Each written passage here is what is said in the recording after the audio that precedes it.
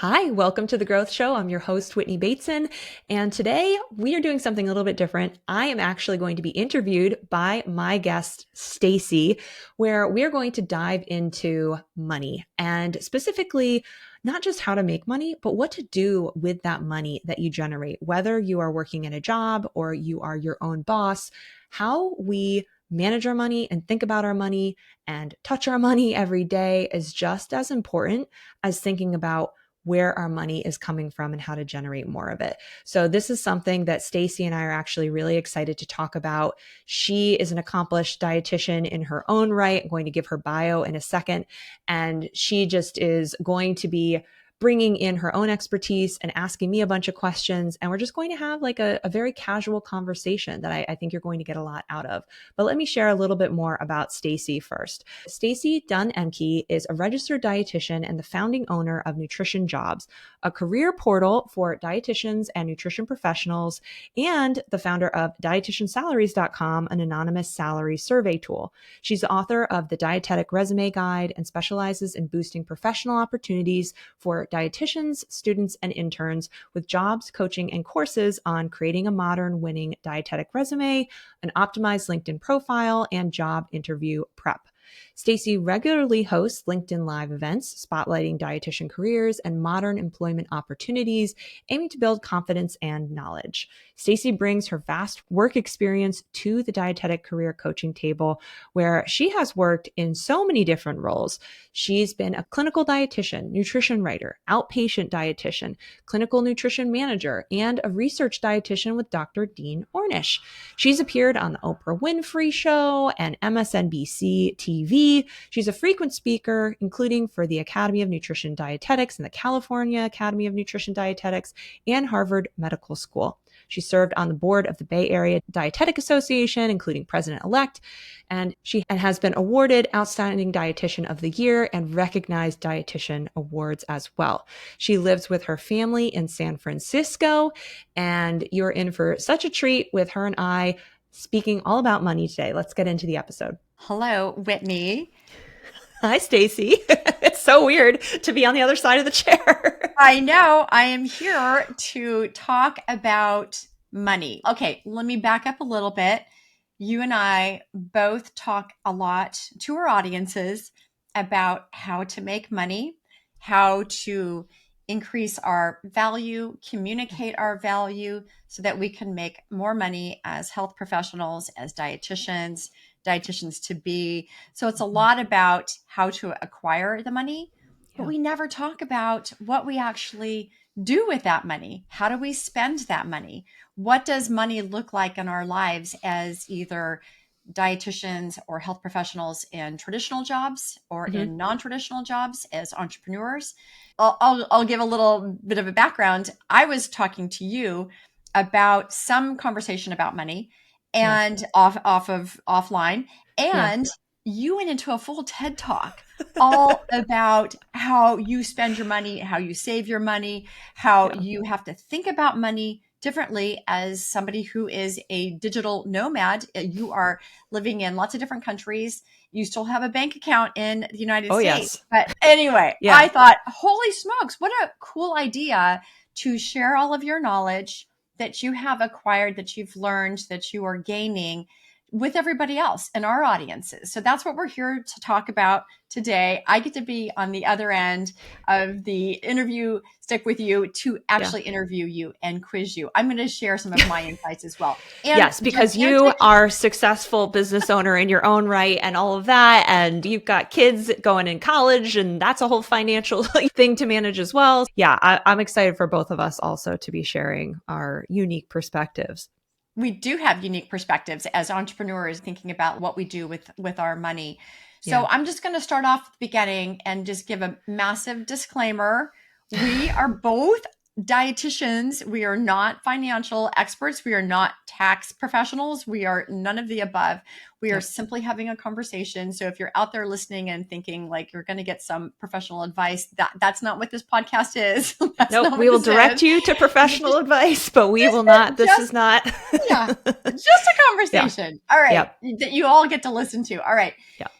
I'm going to start from the beginning. You have had a nice career as a dietitian, starting off as a student, then working for another company, Mm-hmm. then working for yourself, and then now working internationally. Yeah. What's your mindset around nutrition? How has it changed? Around money, right? Around Yeah. money, yes. Yeah. Around nutrition. I'm like, yeah, I mean, nutrition's good. Around lunch, no, Yeah. around money. Yeah. Growing up, our family we were comfortable, but we weren't like, I think we were middle class, but we lived in an affluent town and we were not as affluent as a lot of the kids that I went to school with. And we had the kind of money where it's like you can go to Disney World like maybe every couple years for a little while. And then there was a time where my dad lost his job, and there were like different things every so often where it was just this feeling of we have money, but we don't have a lot, and we do need to be mindful of it. And so I kind of like grew up with this like a little tension around money. Like I don't want to think about it too much. I don't want to think about how little I have. I just want to know that I have enough to feel like safe and secure. And I don't know if I'll ever get enough money to keep up with the Joneses. There was definitely like some resentment there. So like complicated feelings around money from an early age. And I'm sure there's even more if I were to like go to a therapist and lay down on a couch and like really think about it. But and then so I went through, I did get help for my college from my family, and that was really beneficial. I also, though, didn't necessarily get too in touch with money at that point because I was like, okay, I still had a job and was making money to pay for food and going out and all of that. Definitely overdrew my bank account once. That was like a learning opportunity. But I was fine. And then I got a great job out of my internship, and it was well paying, and I did what my mom told me and maxed out my 401k contribution. But then after that, I did not look at my money or think about my money. I didn't really pay attention to how much was coming out in terms of taxes or healthcare or health insurance. So it's always been this like arm's length kind of relationship up until about age 35. And that's also when I met my now husband. And he really cares about money in a good way, not in a Scroogey way. And I just started educating myself about money and how to keep my money, how to invest it, which is exactly what we'll be talking about. And I was also by that time, like having my own business and working with a business coach. And I still remember like the first year in business, the first 2 months in business, I didn't know how to pay myself. And so I didn't. And then like I had late credit card bills and I didn't have money in my bank account. And it was just this whole crazy thing. And so as time has gone on, I've gotten more in touch with it. I'm not going to say that I'm like 100%. Oh, I love money. I feel so comfortable with it and all of that. But I think now that I have educated myself more about it, it's helped me have a healthier relationship with it and have a more empowered relationship and viewpoint on it. Tell me a little bit about the idea or the difference between making money and, like you mentioned, like paying off your bills, your credit card bills, or whatever it might be, paying off and looking at your paychecks and then paying off your accounts Mm-hmm. versus building wealth. So that's a really big difference in the money mindset, I think. Can you Mm-hmm. talk to us a little bit about that? That is something that you shared with me that I thought was very eye-opening and also I think would be helpful for other people to hear. Mm-hmm. There's this equation, and I think some of it comes from Profit First is a great book by Mike Michalowicz, and he has a great approach to just managing your money as an entrepreneur. And he says, take the profit out first. Don't just look at the money that came into your bank account and pay off your software bills, your whatever bills, and then whatever is left, it's okay, I guess it's there. Have a plan for your money. And there's an app that I use called YNAB. It's called You Need a Budget. I don't really use it for budgeting, but it's this system called like the envelope system where every dollar has a job. Mhm. And it's looking at your money instead of, like you said, like instead of this almost like drawing down balance, of instead being like, okay, I had this money come in. Where, what buckets of things is it going towards, and how big do I want those buckets to be? And because I think even like creating a budget, I first started trying to make a budget using the tool Mint, which I think is either purchased or gone by now. Intuit. Yeah. Yeah. They just scooped that one up, just like all the other good software out there. And I didn't really like it because it just didn't feel like very flexible to me. And YNAB's great. And just this idea of you need to know how much money you're spending and what your expenses are. And even that was something that was not something I was aware of when I was early on in my like money journey. And even the budgeting thing, it was just more of a reactive thing. Okay, I guess I spent that much money and I don't know. And when you are looking at the fact that you can see how much money, the other piece of it is the financial independence aspect of it. And it's another book and another framework that people go by, where instead of just endlessly looking for money and endlessly hoping for, I need to have enough money, but I don't really know what enough is. And it's this bottomless pit of need and scarcity and all of that. It's like, where do I want to be? What's my end goal? And then how do I fine tune the different parts of my life to get to that goal? So financial independence, meaning just what is that amount of money that you need in the bank that if you were to never generate another dollar again, if it was earning interest, you were paying taxes, inflation was happening, that you would be okay to live off of that money for the rest of your life because you would be taking out a certain percent and it would be replenishing basically because it's has enough to keep growing. And all of that is talked about in some of the other books that we'll keep explaining. One of them is just called Financial Independence, I think, Financial Freedom. And then there's another one called Quit Like a Millionaire, which is also great about figuring that out. So it's like you figure out like, what is that number that I ultimately need? And then there's tools that can help you backtrack from there to be like, how much money do I actually need to be making every year? What is my tax burden? What are my expenses? And then you can start saying, actually, I want my expenses to be less because I can make 100K and I'm paying 20, 40, whatever percent in taxes. And if my expenses were 40,000, then I'd be able to save 30 or 40,000. And in 10 years, if I have that invested and it's growing, that's going to make me X amount of money versus just guessing or hoping for enough money. Yeah. Yeah. I want to get into how people can be building wealth. But before we get into that, I want to go back to building a budget. Maybe you can talk to us a little bit about how you develop your budget. You mentioned the app that you use, but how do you look at like the buckets of where you want to spend, assuming you're having some revenue come in, like what percent of your income do you want to be based on expenses? What percent should that go into marketing? What percent should go into labor? And I'll just say from my own experience, I look at my own KPIs every month, my key performance indicators, and see where I'm at. And in that list out all of the monthly fees or the annual fees that I then divide by 12 for a lot of the software programs that I use. So for example, I use MailChimp, and it's a big chunk because I have a lot of subscribers. It's a big chunk.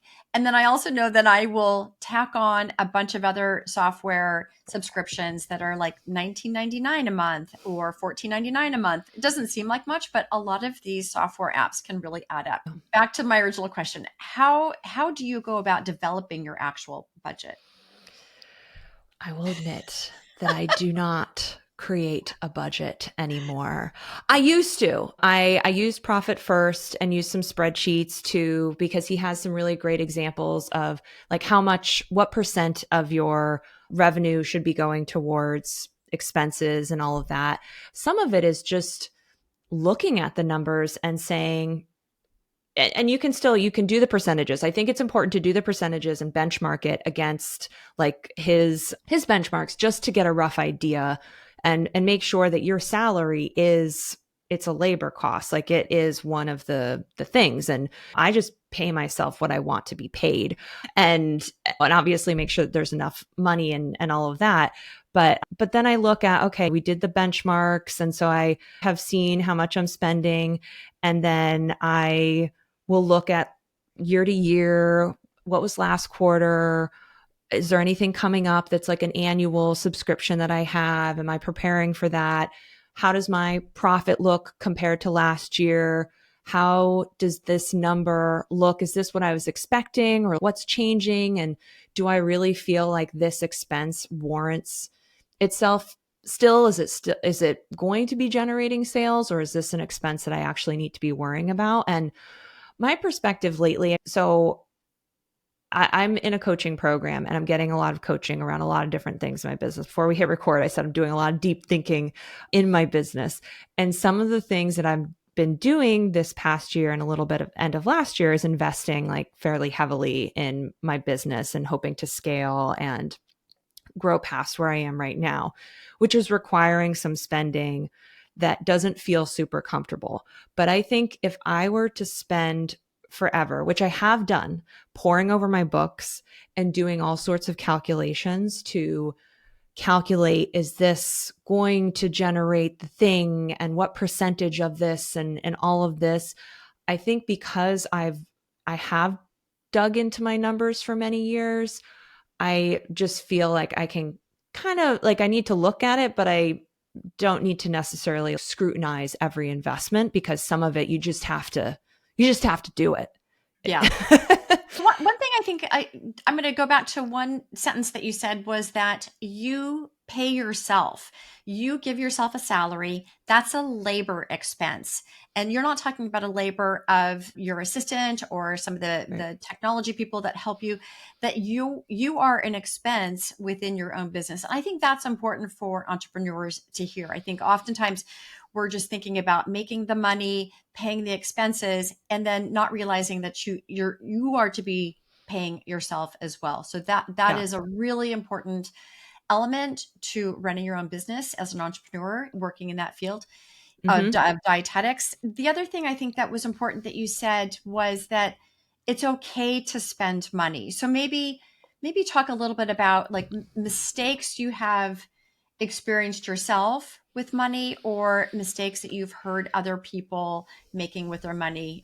I have plenty of mistakes I've made with my own money. And that is, I'm just a very simple thing is staying on the ball, working with my accountant to make sure that I'm paying all of just the general tax expenses that come up. Just for example, I have an LLC that is not in Delaware. It is in California. And so I have to pay $800 a year, but it's only once a year that comes up. Oh, that's not bad.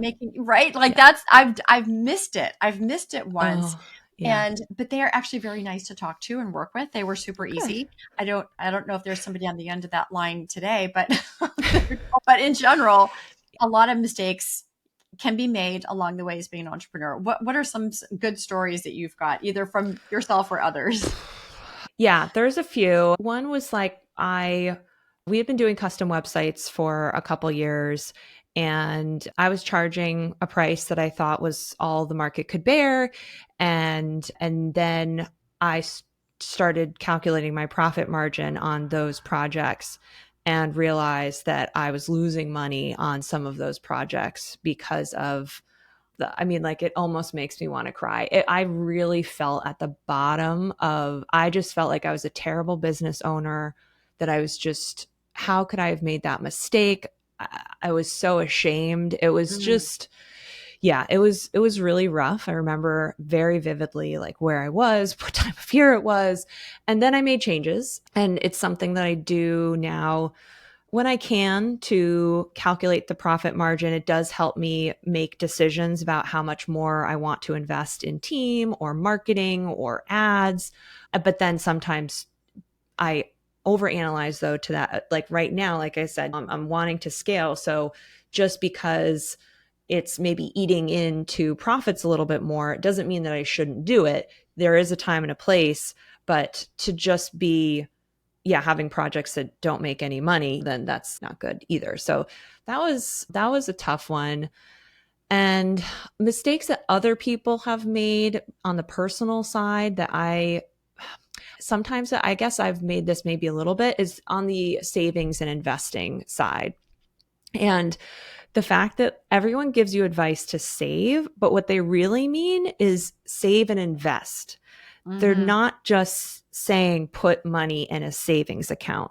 And you may think that your money is safe in a savings account and that is the safest place for it to be. The problem is that inflation is basically eating your money without you really realizing it. So every year, the value of the dollar is going down. And so you may still have $100 in your bank account, but its buying power is now only $90 or $80. That's why a loaf of bread was like 50 cents when our grandparents, and now it's $2 something. I don't know.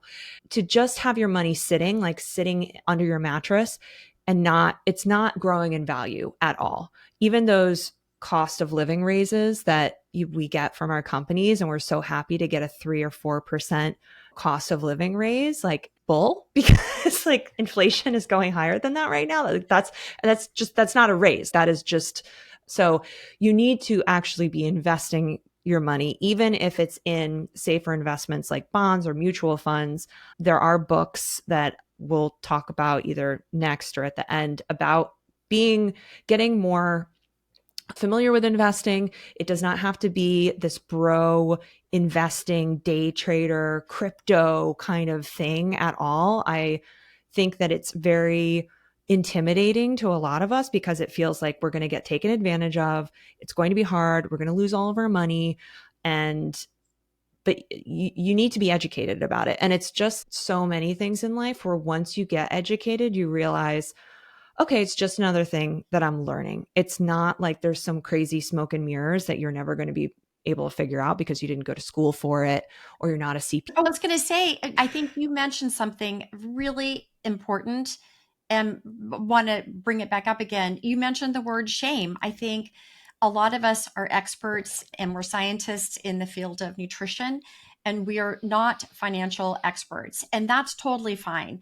But back to the word of shame, there is a lot of people do feel a lot of shame around money, either that they're afraid that they're not making enough money, or that they're not saving enough money, or whatever it might be, or just don't have a handle on their own finances. And shame Yeah. comes into that. And I will speak for myself. I live in San Francisco. A lot of my friends are MBAs and work in high finance. They are finance bros. Like these people that I surround in finance, I don't know what the equivalent is for a woman, but a lot Yeah. of my friends are attorneys and they are working for big fancy companies with their big fancy jobs, and they look at spreadsheets all the time and they say P&L all the time for a profit and loss statement. I was like, that's not Right. my vocabulary. Yeah. But I don't have to feel shame because it's just math. And as dietitians, health professionals, we're all actually very good at math. It is just math. And I think just to put that in perspective, they might be able to rattle off a few things and EBITDA and be able to say like these Yeah. fancy Market cap. market cap, all these fancy terms. That doesn't matter. All we care about is what's X plus Y equals Z with a percentage on there. It doesn't matter. And back to what you said also about a savings account, like thinking, I'm too afraid of investing my money and I just want to do something safe in my own Wells Fargo account. I'm just going to move some money over to a savings account. But back to what you said is the cost of living is around, it will vary, but it will, let's say it's 3% increase every year. The money in your savings account, again, it's just math, is usually under 3% that it's going to Yeah. be The earning. interest So is let's say not good. 2%. So that's Yeah. a negative 1% gain. That's not a gain. And so you're Yeah. looking for something that's a little bit higher, a higher percentage, a 7% increase, an 8% increase. Or if you invest in real estate in San Francisco, it could be a 16% increase. Like it can really Mm-hmm. vary. And I Yeah. think that's the beauty of building wealth. So anything greater than 3% is going to Yeah. be what we're looking for. And so this is where again, just to reiterate, we're having a conversation that's not intended as advice, Yeah. but to then check in with a financial advisor. I recently had a conversation with our own financial advisor. This person recommended all these fantastic ways that we can be putting our money pre-tax, post-tax, depending on where you're at with your income tax bracket, put it into a Roth or a Roth 401k, a regular 401k, Mm-hmm. post-tax. You can put money in to a SEP IRA if you Mm-hmm. are an entrepreneur, Self-employed. earning Mm-hmm. your own money, self-employed. You can also put your money in a healthcare savings account. So Mm-hmm. there are all lots of different options that we can take advantage of that will be earning more than that 2% sitting in a savings account. So I think that's really helpful. You've got a ton of resources, and we'll put those into each of our show Yeah. notes so that you have these resources available where it is professional information, but Yeah. then also do check in with your personal accountant, your tax accountant, or your financial advisor. Anyone Yeah. who is a professional in this area can look at you, your income, your tax bracket, your age, and tell you what's the best thing for you. And then speaking of age, I'm going to go back to the mistakes question. I think everybody is making a mistake if they don't take a tiny bit of money, and I'm talking like $50 a month up to $200 a month, and putting it away in one of these retirement accounts or one of these savings accounts that's not earning just 2%. Mm-hmm. Because when you start investing early, even small amounts of money, it compounds. You all remember that from like eighth grade, right? Yeah, but I never understood it or knew it, and my mom was like pounding in my head, and I was like, no, whatever. Yeah. Yeah, yeah. So if you're working for a company, max out on your 401k. And if your company matches it, that is even better, right? And if Yes. you're taking out 5% and they're adding another 5%, that's 10% of your pre-tax money or post-tax, depending on what kind of account you have, that's going right into an account that you're never going to see until you actually need it. And it's just a gift that you give your future self so that you don't have Yeah. to work until you're 80, right? Yeah. That's not the idea, is No. not to work, your entire life. You can if you want No. to, but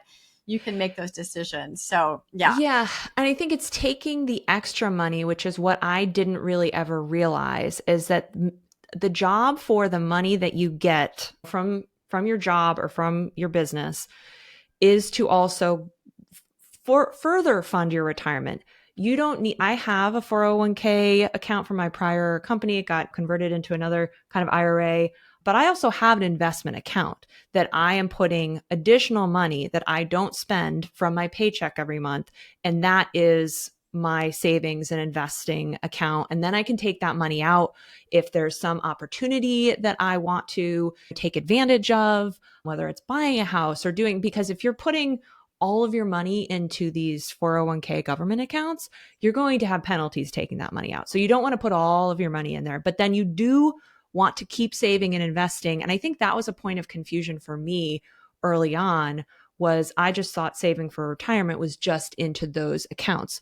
But there's really three different buckets that your money can be going in when it comes from after the taxes come out. We could talk about taxes too. You got your expenses, but really pay attention to what your expenses are and don't spend more than you need. And then yes, there's maybe some IRA government savings accounts, and you really need to figure out which one is right for you and your financial situation. And then you should still be creating your own account that is your investment account that you are taking those savings. You may still want to have some actual savings in an account that you can access, because say your water heater breaks and you need $5,000. I don't know how much a water heater, maybe it's not that much. But if you need that, you don't want to have to sell stocks in order to, unless, yeah, anyway. So you don't want to have to necessarily move a lot of investments around. So it's fine to have a slush fund of money for those emergencies. But then beyond that, you then need to be taking that money and putting it into investments so that it's growing and not just getting eaten away. Yeah. And I think really traveling has forced me to be a minimalist. And I delight in not spending money. I love not spending money. And I think it can be really tough whenever I go back to the US. I have like consumer guilt that I don't have new clothes or don't have this thing that I'm seeing advertised. And so it's hard for, I think, especially in places where there's a lot of consumerism and commercial activity, but your money that you're getting from your paycheck doesn't have to just be for your expenses. It can be going to fund your retirement. It can be moving your retirement age closer and closer to get to, if you want to retire at 45, make a plan to figure it out. And you can put your money towards that versus I used to get like a new purse every season. I was like, oh, I need a new purse for fall. No, you do not. You're speaking to me. I think I do need a new purse every season. But anyway, all right. But taxes, we talked about taxes a little bit, and that's for professionals. They can help all of us figure that out legally. I was super curious. I think this is how this conversation came up in the first place. I was super curious about, Whitney, what are you doing about your taxes living abroad? And what does that mean? How does that change for you? How do you think about money living in different countries? How does that work for you? And if someone's interested in being a digital nomad or just living in a different country for being an expat half the or anything, year, tell us about what your taxes, how that works out. Yeah. So taxes are another thing that I think we don't need to read the tax code, but to be familiar with how taxes work and how much we pay in taxes too. I had my business incorporated in DC when I was living there. And I remember going to an accountant and I told him that, and he was like, that was a mistake. And I didn't understand. But then it turned out that the tax rate was pretty high on businesses in DC. And you can decide to incorporate your business in a tax-free state and do those kinds of things. And each state has different taxes. And now that I no longer spend much time in the United States, I am still a tax resident there. It's my only tax home, and US citizens are in a unique and unfortunate category that we will always pay taxes no matter where we are. You are never outside of the watchful eye of the IRS. But there are some advantages we take advantage of, something within the United States called the Foreign Earned Income Exclusion, the FEIE, which you would want to talk to your accountant about. And we definitely have, we don't work with any financial advisors, but we do work with an accountant, and we make sure that it's an accountant who understands the expat life abroad lifestyle, because there are a lot of tax benefits of living abroad and taking advantage of those. So that helps us on our income taxes and not having to pay as much in income taxes. Since we're not in the United States, we still have to pay for like Social Security and Medicare, but don't have to have as much of a heavy burden as living in the States. So if you are someone who wants to, and you do have to qualify for that by being in foreign countries for the majority of the year, like the vast majority of the year. So we only go back to the States about 3 to 4 weeks every year. If we did any more than that, we would no longer qualify for this benefit. So it does take some sacrifices. I can only see my family once a year, but the cost savings are significant. So that's one thing that we take advantage of. And we've met people in our travels who are not familiar with that, and they're out. They're not back in the US, but they're not taking advantage of that. If you're only leaving the US I'm going to go for 4 months, then I'm going to come back, then it's not going to apply to you. But if you are planning to just leave and you're not sure where you're going, you're not going to be there, then I would definitely talk to an accountant who is familiar with that kind of stuff. So that's, I think, like the biggest thing. And then also, if you're moving out a little bit, then see if you can move your tax residence to a state that doesn't have income tax as well, and try and help yourself out there if you can, again, with your accountant's support and advice. And then otherwise, something to really be aware of as you travel to other countries is that generally most countries, and every country is different, so this also requires just researching. Everything can be found on the internet. You could start with just asking ChatGPT, and then you need to go and validate that ChatGPT is not lying to you or using something from 2020. But generally speaking, you become a tax resident in a country when you're there for 6 months.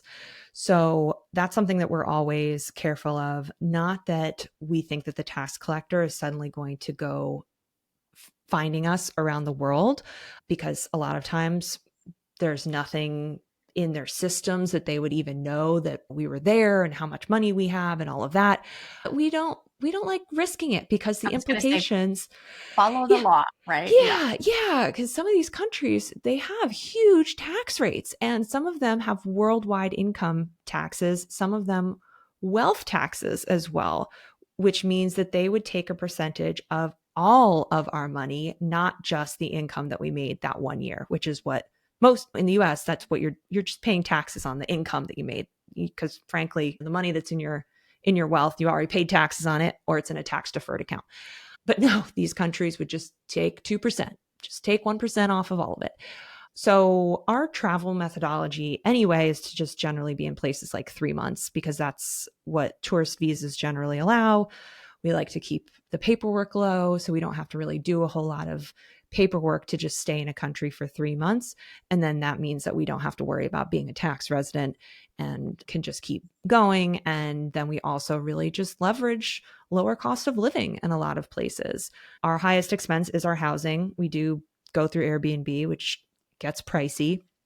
But then, and we spend on things that we want to spend on. But yeah, we don't have a lot of luggage, so we're not spending on clothes. We're in Brazil right now, cooking a lot from home. I'm looking at our YNAB and I'm like, yeah, we're spending so little money. Like, this is so good. But we had spent the summer in Europe and had spent quite a bit of money there. So we're really just recovering from that time. But yeah, so I think taxes is another thing to just learn about and be aware of, because talking about that money that's coming in from your check, whether it's you paying yourself or from your company, look at how much is coming out in taxes. It's possible that you can do something about it. And I think that there is one book, I think it was Rich Dad, Poor Dad, that talked about that it is your right to not pay more than you're needed to in taxes. I've been of the feeling of I just need to pay whatever taxes they want to take out. I just need to, again, don't want to get in trouble. You need, you are entitled to minimize your taxes. You are entitled to minimize your tax burden. Legally, all of that. We're not breaking any laws, but you are entitled to that. And that is another way for you to save money. It's not a non-negotiable, oh, I just have to grin and bear it. Other things that we save money on, it's like we don't have health insurance. We just, medical costs outside the US are vastly different than the US. And so I just think looking at those things that are eating at your money, and instead of taking them as a given, start questioning, is there something I could be doing about this? Because sometimes there is. That brings me to another question. I'm always curious about people's daily habits, their routines, their day in the life of their money life. And I'm curious to know, like, maybe a couple habits that you have or routines that you have, and I'll share one of mine. And this goes back to the money shame idea: is get comfortable with talking about money, looking at your money. One of the things I do is when I start off my day, I'll just go right to my business account and I'll look to see what's going out and what's coming in. Did that invoice I sent out did it get paid yet? Or did that expense come in? What is that expense? Like, just staying top of mind, Yeah. and therefore not feeling shameful about it. Just, it's like constantly having a conversation with my bank. Right? It's like exposure therapy, I feel like. Yes, totally. Yeah. Just look like at the spider. Look at the spider. Okay. Yeah. Yeah. What's a habit that you have, Whitney? Very similar, I think, to what you're saying. I do have a little widget on my phone. It's not on my home screen, but it's on one of the screens that just shows my business bank balance. Sometimes I don't love it, but it's there, and it's just getting me to like ground into my money a little bit. And then I sometimes get behind, but every month I do my books in my business where I do my QuickBooks, get all the expenses in there, get them all categorized, and then I generally just look at my P&L at this point and just see, okay, what money came in, what money went out. That is my opportunity too to see if there's any overdue invoices or any expense that I'm like, I thought I canceled that. And yeah, not waiting to do it, for 3 months down the line. Because usually if you catch something within a month and it was an error, a lot of times you can get it fixed or figure it out. Or God forbid you have like a fee on a credit card that you realize, oh, that payment didn't go through or whatever, back when I said I didn't know how to pay myself, and then I got all these late fees and got dinged on my credit card, I had a friend, and she was like, you should call them and ask for like all of that to be reversed. And because you have a credit history with them.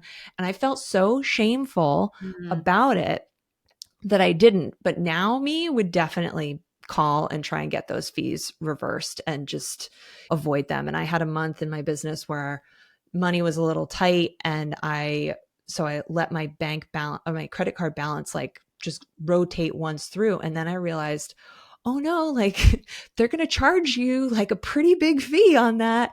And it was so dumb. I could have just moved money back from my own personal to cover it. And that's what I did instead, because I'm not going to give $250 to Chase. No, thank right.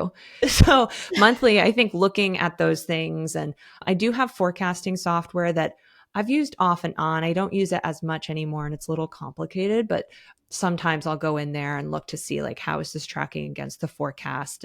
But I used to use just spreadsheets, which I think are also good, just to figure out your cash flow and what money are you hoping to accumulate? How do you think the year is going to end, especially at this time of year too, where things are wrapping up? How much money do you think you're going to make in the business at the end of the year? Are there any ways that you can, do you have some expenses that you've been waiting to make that maybe you can do that so that you can minimize how much top line like income you really have showing to the government, so you can minimize your taxes? You never want to spend money on stuff you don't need. Figuring out, and like I'm classified as a CS corp. I think it's S corp. And so I draw a paycheck so that I get taxed income tax on the paycheck, but then the money that does not flow through my paycheck is treated as capital gains, is the profit in the business. And that's taxed at a lower tax rate and it just has a lower tax rate. And so that's another thing where you can be talking to your accountant around this time of year too, to be like, or should I be contributing to some kind of IRA to reduce my final taxable income as well? You can still be doing some of that in January, but good to be doing it at that point. And then like personally, I try to do this monthly too. And YNAB is to also do the same thing, where I'm reviewing all of our expenses, I'm categorizing them, and then looking to see how we're doing compared to last month, like where are we spending money? And it just allows me to flag things. And I'm like, what was that? Like, was we like got double charged at a restaurant once, and I was like really delayed in looking at it, but luckily I was able to contest all of it. And so it's, don't pay extra money that Yeah. you don't need. Yeah. Look at your money, feel comfortable talking about the money. And I was just going to wrap up with one final question about what advice do you have, or any additional resources? You've mentioned quite a few fantastic resources, Yeah. including the app and the books. We'll list all of those in the show notes. I was going to say one bit of advice I have is that any time outside of March and April is a really great time to talk to your accountant about what to do. And tax laws, charitable contribution laws change every year. There are some changes coming in 2026. So this is being recorded in October of 2025. This is a great time to chat with your accountant or your financial planner who maybe manages some of your money, to Mm-hmm. ask them like, what's coming up in 2026 or whatever's coming up in the next year. What do I need to do? What can I take advantage of now? Or maybe do I wait? So this is a great time to be thinking about that. If you've got kids and you're thinking that they should be going to college at some point, or you're going to spend some sort of money on their education, that maybe talk to your accountant about starting a tax fund for the, or not a tax fund, but a College savings, fund. educational Yeah. savings account for them, 529, or I forget what they're called. Yeah. So there's different ones that you can do, but talk to those people. And this time of year is a fantastic time to do it. Wrapping up, Whitney, any other Yeah. pieces of advice or anything else you want to share with us? All of that was wonderful advice, and I will agree with that. And then I would just reiterate kind of the point that we've been making, to become empowered about your money and going beyond just what you're earning, but what you can be saving in terms of taxes, or just in general from the expenses that you create. And and how you're making your money grow. And I always say I like to know enough to be dangerous. And for me, reading books is a very low like judgment zone because I can take as long as I can reread that section 20 times. I still cannot tell you the difference between traditional and a Roth IRA. I have to look it up every single time. And so I can reread those. No one is rushing me or making me feel bad that I don't understand it yet. And so find whatever it is for you. If there's podcasts or creators that you like, learn from them. And then when you are talking to, because what happens is that sometimes when you're opening these bank accounts or you have these different investment accounts, there are people at those banks that are going to want to talk to you a whole lot about your money and give you advice.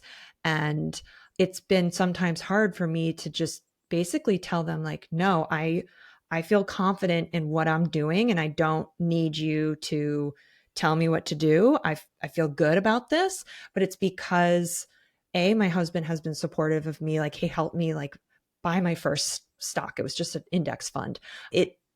Getting that confidence and then reading the books and really feeling comfortable enough. One thing that I am not into, I realized I read a book about like value investing. Warren Buffett is a value investor. He watches and waits on specific stocks and he invests in them when he feels like it's the right value. And I thought maybe I could be like that. And then I realized the amount of work that goes into it. So the book was Invested, and Danielle Town, she did a wonderful job explaining what actually is required to be a value investor. And it was great because it wasn't like, oh, you can do it and it's great. It was like, this is what's required. And I was able to make that choice that nope, I don't want to have a daily investing practice. I don't want to read the news about a whole segment and decide and calculate when is the right time, the right price to buy this specific company. And so there's books about index funds, which is just all that I invest in now. My husband spends more time learning about specific things and he will invest in specific companies because he is actually watching the news and paying attention to things. I don't like doing that. And you don't have to have a complicated approach to investing. You don't need to have really advanced experience. If you do want to work with an advisor, just follow the advice in these books about the kinds of advisors to work with. And this is another one of those ones where I'm not even going to say the different terms because I get them confused, but there's some advisors that will take a cut and there's other ones that will just get paid in some other way. And it's just best to also know who you're working with, but still be educated and not just abdicate all responsibility to someone else. It's still your money. Yes, they are an expert, but it's still within you to also be aware and empowered around it. And just getting educated, even a small way. I've read these books.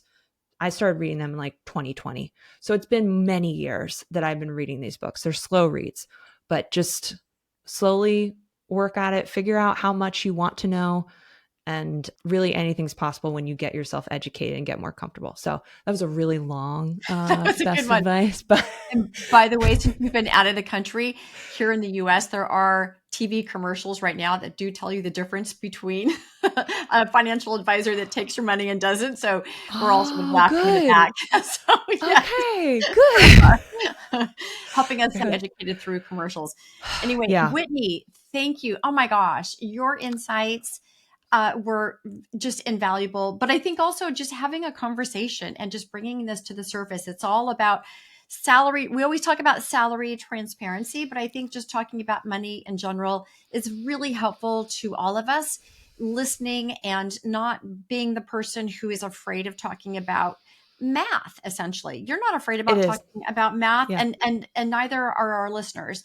We're good at math, and that's all that money is, and it just has different rules and terms, and we're certainly adept at becoming good at that, or even just average at that, and that's all you need to be is just average. Right? Yes. Yeah. Yep. So true.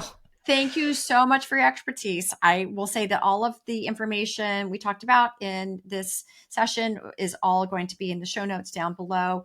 And I wish everybody much success in their businesses, whether you're working for a company or you are your own company, that know that the money that you're making is so powerful. It can be a really, really powerful, positive part of your life. And so thank you, Whitney. It was really Thank great chatting you. about money. Yes. Thank you for suggesting this, Stacey, and being such a wonderful interviewer. Thank you. Thank you.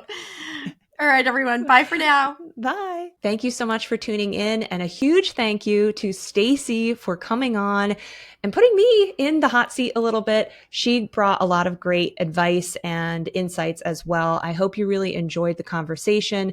You can access all of the resources that we talked about in the show notes. You can also get to learn more about Stacey and access her resources and knowledge by going to all the links in the show notes as well. And if you have a colleague who you think would benefit from this conversation, please share the episode with them and give us a review or rating, whatever platform you're in. Let us know that you enjoyed the episode, and I will see you on the next one. Thanks for listening.